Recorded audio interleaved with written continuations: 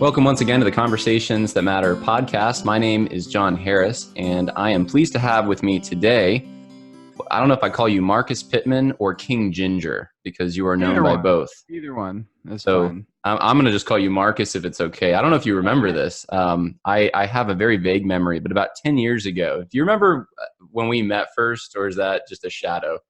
No. Okay, so this will be awkward. So Okay. about 10 years ago, you and I actually were riding in the back of a van together. And that was when I met you for the first time. It was at a Wretched conference. It might have been 11 years ago out in Oh, Cincinnati. Do you remember it's that? like the deeper conference? The Deeper conference. Yeah, yeah. Yeah. So we're sitting in the back of this minivan, and I think your friend Rhett was driving, if I'm not mistaken. And there was a few girls there from Germany who were with us. There was like a whole crew. And they were going to do some open air preaching in Cincinnati. And the only thing I remember from our conversation is that this is like one of the two things you're not supposed to say online, but and those two things are Doug Wilson and theonomy. But theonomy somehow came up, and you and I were talking about it and agreeing on many things. And I was like, wow, there's someone else out there who actually believes some of this. And so, yeah, it was fun. I remember that. Wow, that was a long time It ago. was, yeah. I I don't hold it remember against at you for all. not remembering. I don't remember it at all, but you have far too many details correct Yeah, yeah. about that trip. So I guess it happened. Yeah, yeah. To get even more weird, I think it was you. Someone ate a scorpion at the Creation Museum. I want to say that was you. Do you remember this? No, No? no, I Okay. don't. It's Yeah, gone. no, It's gone. It's no, not it in. wasn't me. All right. I have eaten crickets at the Creation Museum before. Maybe that's what it was. Maybe it was a cricket. I thought it Maybe was. maybe that's what it Yeah. was, because I know they sell like seasoned dried crickets at the Creation Museum for people to eat. I think that's what it was. Yeah. So, yeah, kind of a weird way to start this off, but that's how we became friends on Facebook. And I know that we've chatted a little bit here or there over the last like 10 years, but I've seen you go from, I think you were at Wretched, and then I know you started with Jeff Durbin and those guys, some of their podcasts and Summer White's podcast. And now I think you are with the Cross Politic guys. Is that correct? Well, yeah, I do a show. I do a show with them, but mainly my full-time job right now is just making Babies Are Murdered Here for Apologia. Okay. So I'm kind of like all over the place. Yeah. Well, I love it. I mean, just about So everything you've done, I think it has been great. And I was a fan of The Babies Are Murdered Here 1, and now you're doing the second one. Could you just talk to my audience just for a minute about kind of like one guy, yourself, what you can do with a camera and kind of the results of the first movie, Babies Are Murdered Here? well, well, the first movie actually started by accident because I was going to John Speed's house to film his church plant, but he got his plane ticket from me to return home at Sunday morning at 8 a.m. instead of 8 p.m. And so we couldn't really film his church service. So I was like, well, are you guys doing anything this weekend? We could film something. And he was like, well, we're going to the abortion clinic.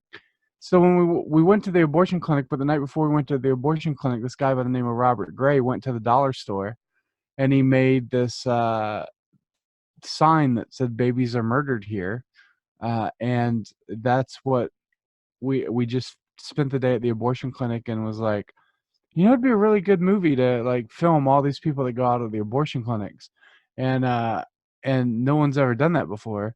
And so I like made a trailer out of that weekend, I think, and raised, I think, in total maybe like $5,000 or whatever, to make the movie. And I mean, I didn't have a job at the time, because I was just working on doing freelance gigs every now and then. So what I would do is somebody would give me a donation, and I would just buy a plane ticket and go see another street preacher somewhere, and spend a day or two with him at the abortion clinic, and then come home. And then over the course of a year, everybody across the country just started sharing these baby, like having these their own Babies Are Murdered Here signs, and it just went like all over the country. It was just insane. and then the movie came out. So like people were sharing the babies are murdered here signs before the film even came out. And then once the film came out, it really blew up. It blew up to the point that Planned Parenthood started making signs that says healthcare happens here instead of babies are murdered here.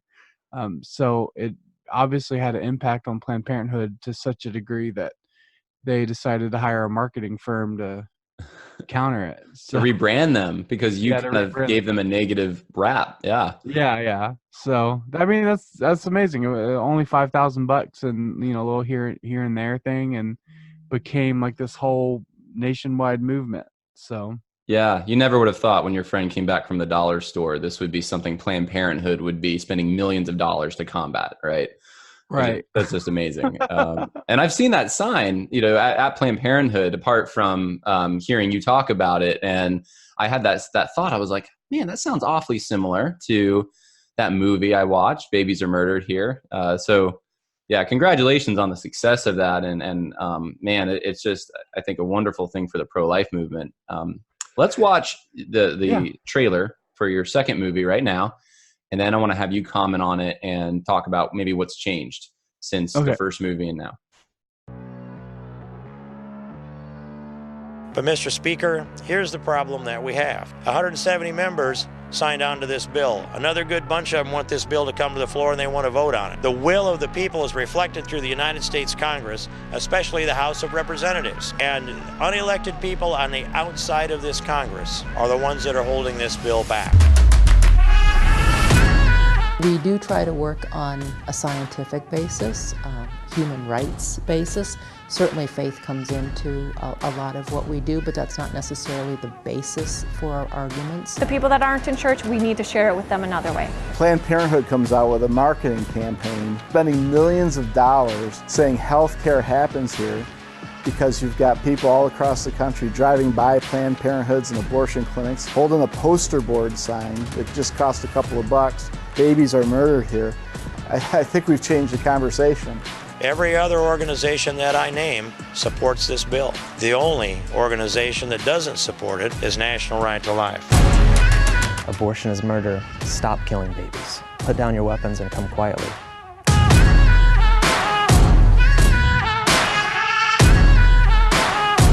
I don't think you need to be out here with signs that say babies are murdered here.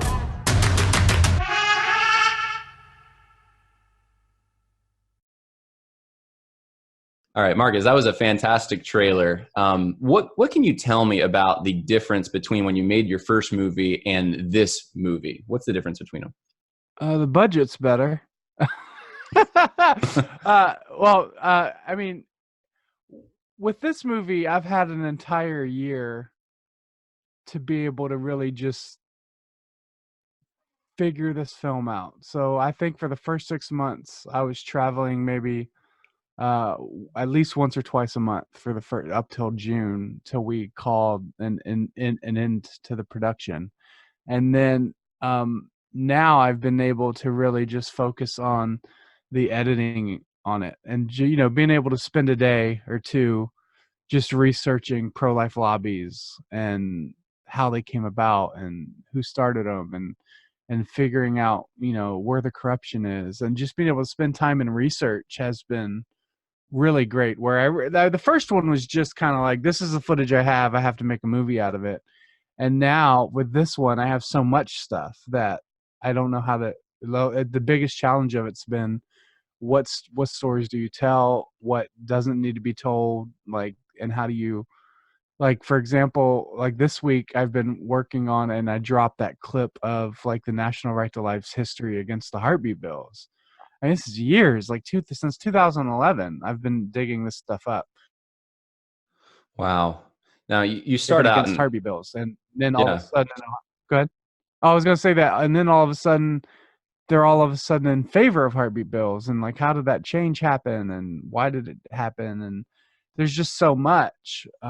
There's just so much stuff that it's been really great to be able to spend time and focus on that, because the purpose of this film, the first film, the purpose was to get them and to get people in front of an abortion clinic and share the gospel. The second film is to get them in front of their city council and share the gospel. Gotcha. So it's about legislation. Okay, and that I think gives us kind of the purpose and the clear distinction between the two. You start off the movie though with a clip from Steve King, and he's talking about the national right to life opposing. Is this a heartbeat bill he's talking about there, A or national heartbeat bill. okay? Yeah.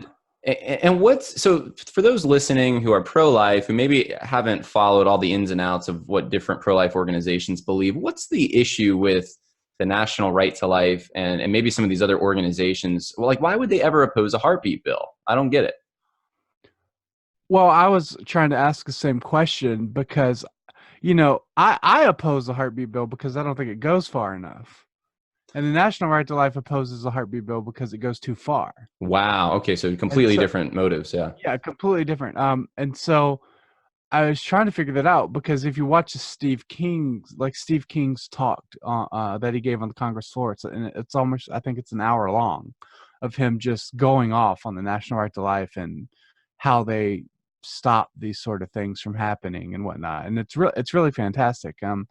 And if if if you really just do the research, I think one of the things I've discovered is that from 1995 to 1999, that's a long time ago, but I don't have any reason to believe that it stopped happening in 99. It's just those are the only documents I've found up to that point. But essentially, the GOP, the Republican National Convention, gave National Right to Life over $1 million over the course of those years, which is weird for a lobby because lobbies are supposed to give money to politicians.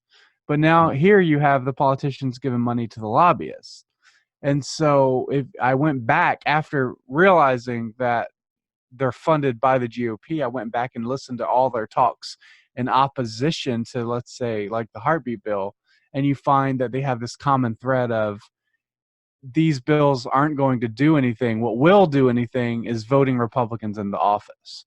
And so you realize that they're really just a tool of the GOP to keep electing Republicans. And they say it over like it's not like I'm not making the jump. Like they will say with an utmost fire to oppose these bills because they poll unfavorably and they split the electorate. Like that's their language almost. Like that's what they say. Like we want to move people towards a pro-life position. So that's how they cover it. They say we want to move people slowly and gradually towards a pro-life position.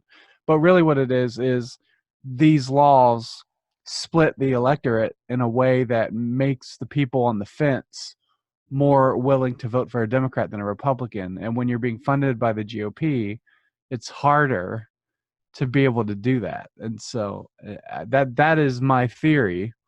That's fascinating. As to why the National Right to Life opposes stricter laws. I don't think they have any intentions of actually being a resource to end abortion, right? As much as they are a resource to continue to help move the Senate in the favor of the GOP.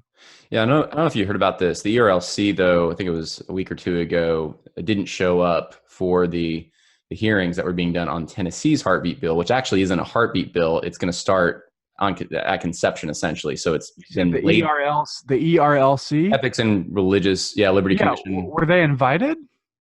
I'm not. I mean, I'm not involved in that debate at all. I've never heard of ERLC really being involved in abortion legislation. Well, really, ever. Yeah, that's what I was kind of leading to, because that was a question I had, and I don't know if you knew anything about other organizations in evangelicalism, because we're talking about National Right to Life. That's outside of evangelicalism, but right. Is Big Eva, as some people say, is there any indication that they've taken a stand in this either way, or is it just, as you just said, like not really? They don't deal with that. When I think of Big Eva, I don't think of Big Eva being involved in politics at all, except for the ERLC, and right. I don't want them to be involved in politics. I don't blame you. So I'm glad the ERLC wasn't there, honestly. But the person that was there was a guy by the name of His last name is Bopp. His first name escapes me right now. He is the general counsel for National Right to Life, and he was there in opposition to the bill in Tennessee.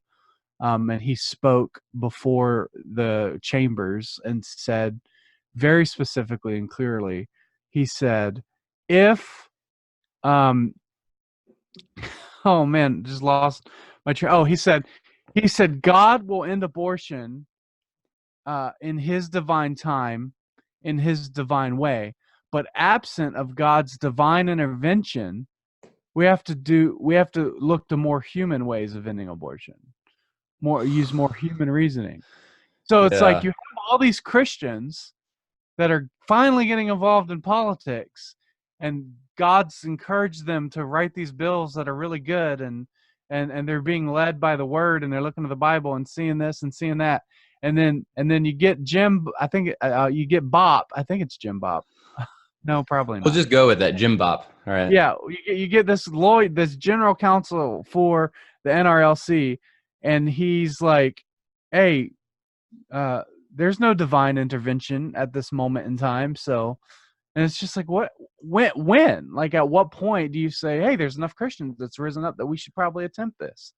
Yeah, I think it's James Bopp. I think is the guy you're thinking of. Yeah, so James Bopp. Yeah. So James Bopp is the general counsel for National Right to Life. Now, there's a video that he did in July of him. There's a video he did in July of him actually telling somebody, ask him a question, and he says, and this is on the National Right to Life's YouTube channel, and they ask him a question. I believe it's about 40 minutes into the video, and they say, "What do we do if one of these idealist heartbeat bills comes in our state?" And he looks them in the eyes, and he's like, "You don't vote for it. You tell the politicians not to vote for it. Don't pass any sort of legislation. Don't bring it to committee. Don't give it a hearing." Like, and it's just like, wow. Yeah. But the reason is because they have a responsibility towards the GOP to be able to, when the National Right to Life endorses a candidate as being pro-life, it moves a lot of votes. Right. So if they want pro-life to be as generic as possible, so that they can just be focused on getting people elected, and it's not so much about the legislation or bills being passed. So we have politicians profiting from the pro-life movement without necessarily being ideologically invested in it and wanting to see abortion ended. And right. You're making this movie, and you're saying basically go around them. If we have to pull the GOP, we can pull them, but forget about them. Go to your local civil magistrate, if that's, I guess, the county or the town or the city. And I've seen so many videos of people doing this. I saw one of you doing it. Testify. Tell them to end abortion within the confines of their borders, I guess, their control, and enact the doctrine of the lesser magistrate. Essentially, am I tracking with you? Yeah, so essentially what I want to do is I want to show that these pro-life organizations, they don't speak on behalf of Orthodox Christianity, and they're never going to make any significant changes to ending abortion without the gospel. So the film is focused on the gospel, but it's about taking the gospel to this specific area of legislation, the city councils and stuff. And so what we've discovered in just this very short amount of time, that if Christians go to their city councils and they become involved in how their city functions on a very local level, they can make some significant changes. And even one of the things John Speed's working on right now is like sanctuary cities, and like having the city council say, in this city, there will be no abortion clinics, and they can make that mandate. So that's, a pretty big thing that's way more impactful than a heartbeat bill or a 20-week ban that the National Right to Life would push.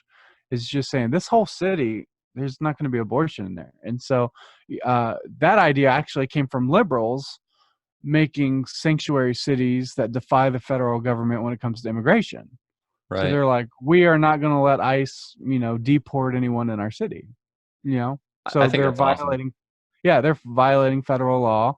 And so we're like, well, hey, let's just make sanctuary cities for abortion. So, and that's what There's been a few of them that's been passed. So we'll see if that holds out. But as long as Christians keep going to their city council and become involved, and I think it'll apply pressure on the city council to actually, Yeah. enforce it.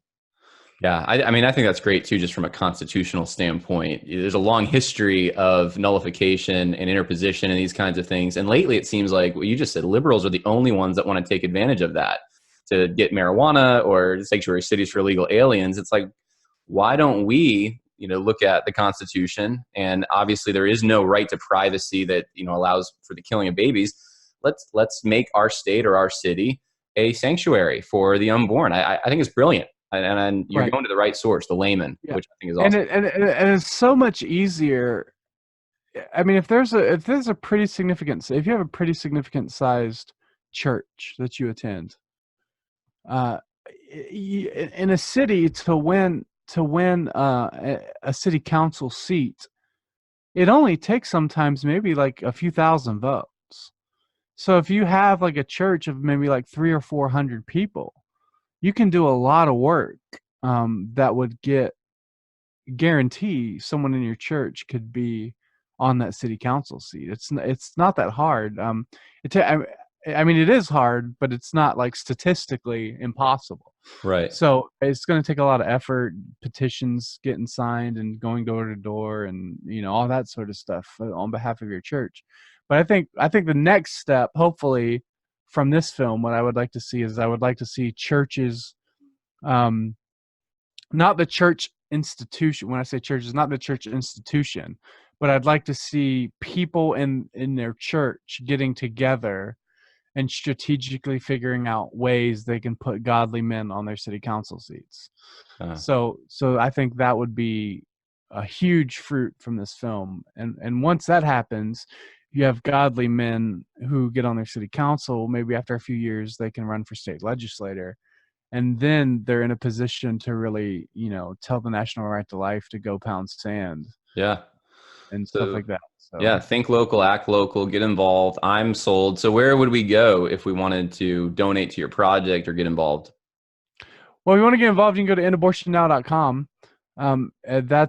They're the ones really funding it and stuff like that. You go to End Abortion Now, you can donate to them. Those guys are the ones really heading everything up. And then also you can go to endabortionnow.com, and they just launched this essentially like this social media platform is really what it is, but it's like a internal social media platform for all the churches that are signed up to do abortion clinic ministry. And there's people on there like every day sharing photos of babies that were saved and like talking about their day and being encouraged and stuff like that. So it's really cool. It's a really cool system they just set up that's private, and it's only for when your church signs up. So yeah, well, that is a perfect segue because you kind of knew where I was going. I don't know if you planned that, but I wanted to pick your brain about social media in general, because those of us who are Christian, pro-life, and hold positions that are politically incorrect, we're getting banned and monitored and shadow banned and all this kind of stuff.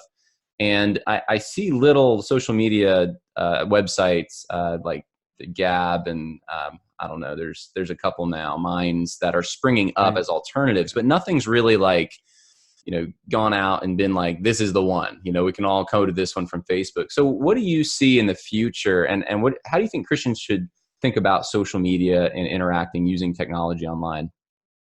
Well, I think one, we have to realize that it's very important to the propagation of the gospel for Christians to have open access to the internet. The thing that concerns me is if you look at, like, let's say all these, like all the corruption within Google and Amazon and Apple and YouTube and all this corruption.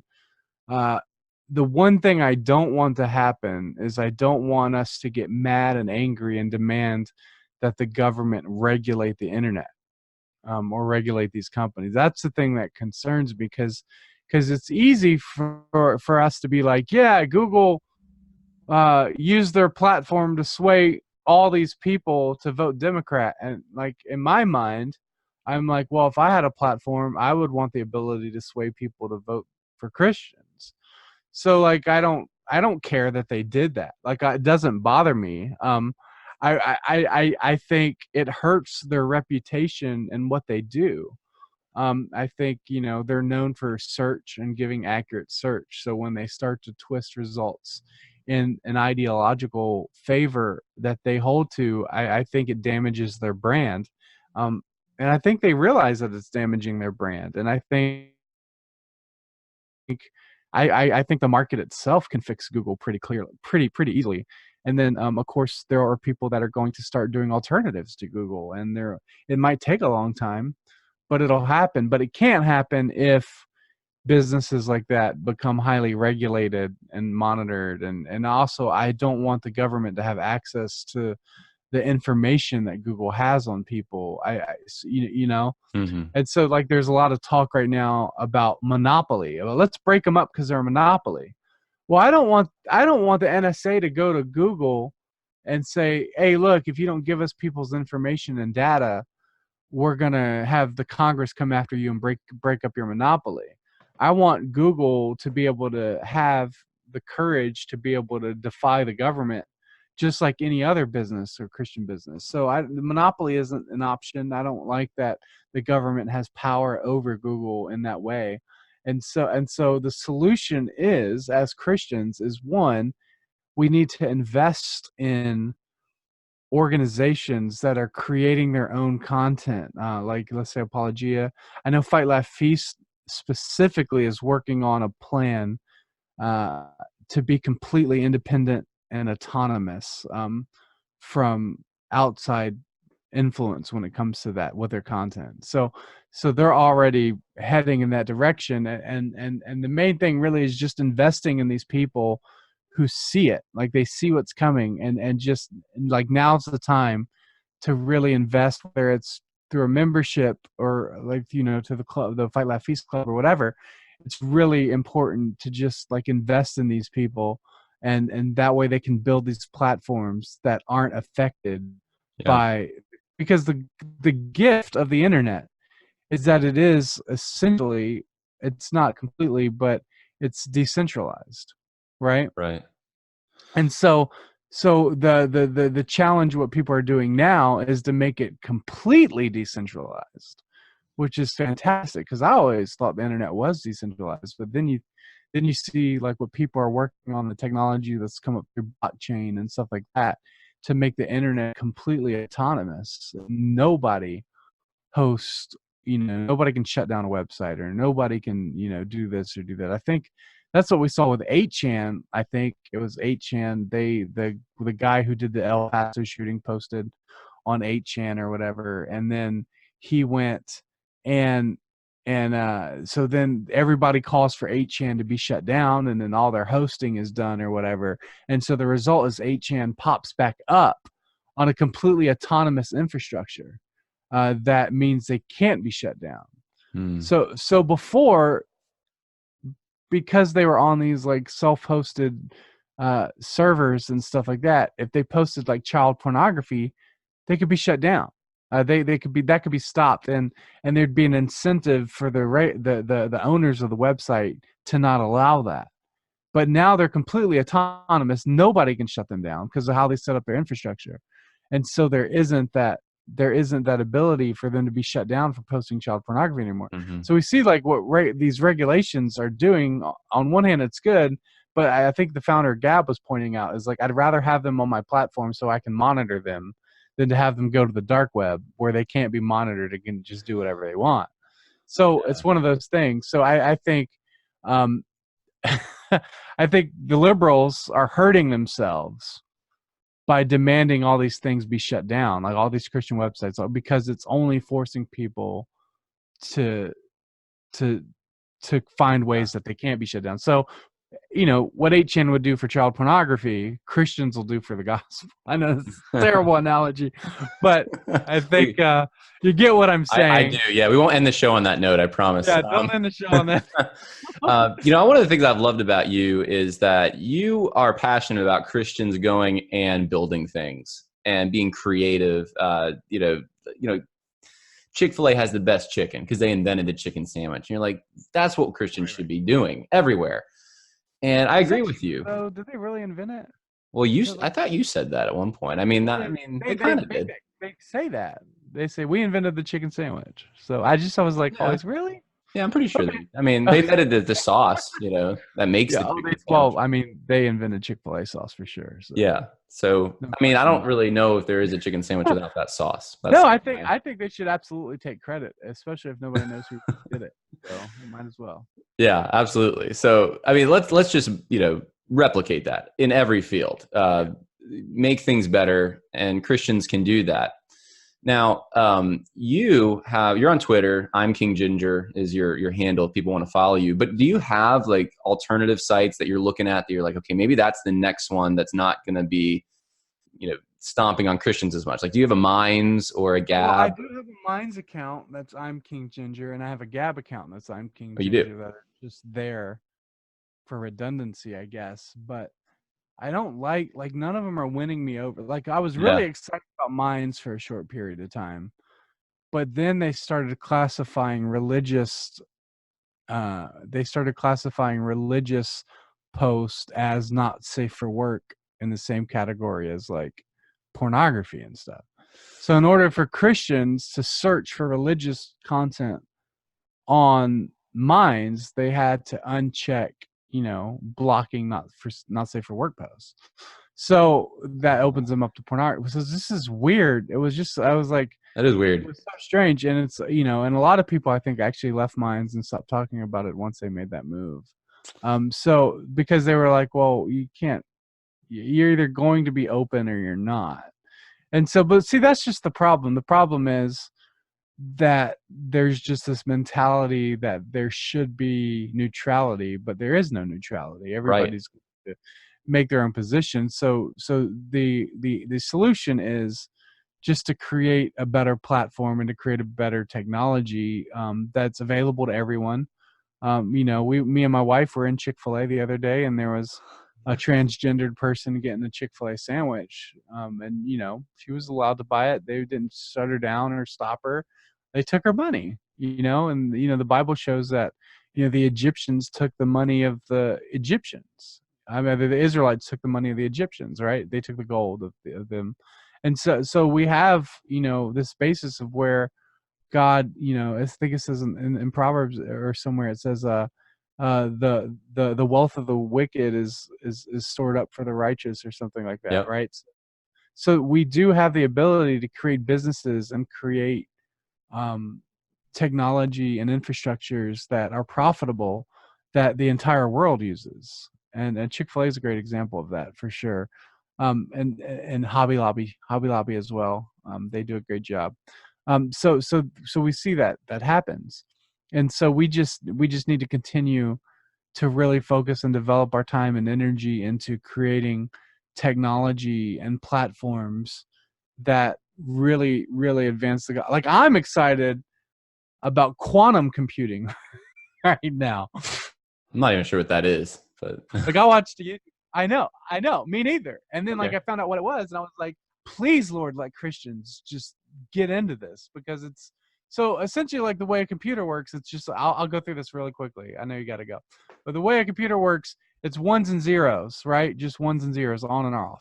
Right. But quantum computing works in a way that there's like on, off, and then there's like one that's like on and off at the same time, or both are off. Like, it's just like there adds another bit. Instead of just ones and zeros, there's 1 zeros on or whatever.